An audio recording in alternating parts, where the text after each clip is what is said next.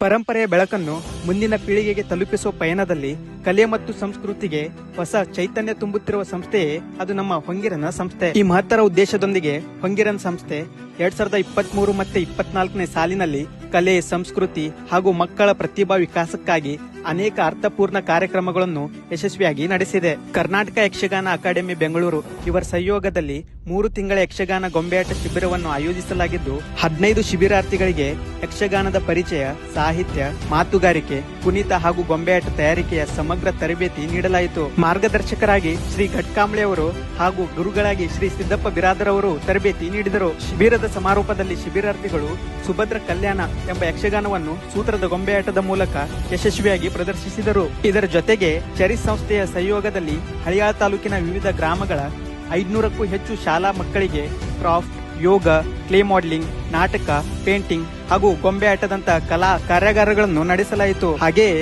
ನಿಡುಗುಂದಿಯಲ್ಲಿ ನಡೆದ ಬೇಸಿಗೆ ಶಿಬಿರದಲ್ಲಿ 150ಕ್ಕೂ ಹೆಚ್ಚು ಮಕ್ಕಳು ಯೋಗ, ಭರತನಾಟ್ಯ, ಜಾನಪದ ನೃತ್ಯ, ಏಕಪಾತ್ರ ಅಭಿನಯ, ಕ್ರಾಫ್ಟ್ ಹಾಗೂ ಪರಿಸರ ಅಧ್ಯಯನದಂತಹ ಚಟುವಟಿಕೆಗಳಲ್ಲಿ ಭಾಗವಹಿಸಿ ತಮ್ಮ ಪ್ರತಿಭೆಯನ್ನು ಪೋಷಕರ ಮುಂದೆ ಪ್ರದರ್ಶಿಸಿದರು. ಹೊಂಗಿರನ ಸಂಸ್ಥೆಯು ಸಾಂಸ್ಕೃತಿಕೋತ್ಸವ, ಸಾಂಸ್ಕೃತಿ ಸಂಜೆ, ಸಾಂಸ್ಕೃತಿ ಸಂಭ್ರಮ ಹಾಗೂ 4 ದಿನಗಳ ನಾಟಕೋತ್ಸವ ಸೇರಿದಂತೆ ಅನೇಕ ವೈವಿಧ್ಯಮಯ ಸಾಂಸ್ಕೃತಿಕ ಕಾರ್ಯಕ್ರಮಗಳನ್ನು ಯಶಸ್ವಿಯಾಗಿ ಆಯೋಜಿಸಿತು. ನಾಟಕ, ಜಾನಪದ ನೃತ್ಯ, ಭರತನಾಟ್ಯ, ಸಂಗೀತ, ನೃತ್ಯ ರೂಪಕ ಹಾಗೂ ಸೂತ್ರದ ಗೊಂಬೆಯಾಟದಂತಹ ಪ್ರದರ್ಶನಗಳು ನೂರಾರು ಕಲಾವಿದರನ್ನು ಮತ್ತು ಸಾವಿರಾರು ಕಲಾಭಿಮಾನಿಗಳನ್ನು ಒಂದೇ ವೇದಿಕೆಯಲ್ಲಿ ಒಂದಾಗಿಸಿದವು. ಅಯೋಧ್ಯೆಯ ರಾಮಮಂದಿರ ಉದ್ಘಾಟನೆ ಅಂಗವಾಗಿ ಕೇಂದ್ರ ಸರ್ಕಾರದ ಸಾಂಸ್ಕೃತಿಕ ಸಚಿವಾಲಯ ಆಯೋಜಿಸಿದ್ದ ರಾಮೋತ್ಸವದಲ್ಲಿ ಹೊಂಗಿರನ ಗೊಂಬೆಯಾಟ ಕಲಾ ತಂಡವು ರಾಮಾಯಣದ ಸೀತಾಪಹರಣ ಪ್ರಸಂಗವನ್ನು ಸೂತ್ರದ ಗೊಂಬೆಯಾಟದ ಮೂಲಕ ಅದ್ಭುತವಾಗಿ ಪ್ರದರ್ಶಿಸಿ ಸಾವಿರಾರು ಪ್ರೇಕ್ಷಕರ ಮೆಚ್ಚುಗೆ ಗಳಿಸಿತು. ಕಲೆ, ಸಂಸ್ಕೃತಿ ಮತ್ತು ಪರಂಪರೆಯ ಸಂರಕ್ಷಣೆಯೊಂದಿಗೆ ಹೊಸ ಪ್ರತಿಭೆಗಳನ್ನು ಬೆಳೆಸುವ ಪವಿತ್ರ ಕಾರ್ಯದಲ್ಲಿ ಹೊಂಗಿರನ ಸಂಸ್ಥೆಯ ಪಯಣ ನಿರಂತರವಾಗಿ ಮುಂದುವರಿಯುತ್ತಿದೆ.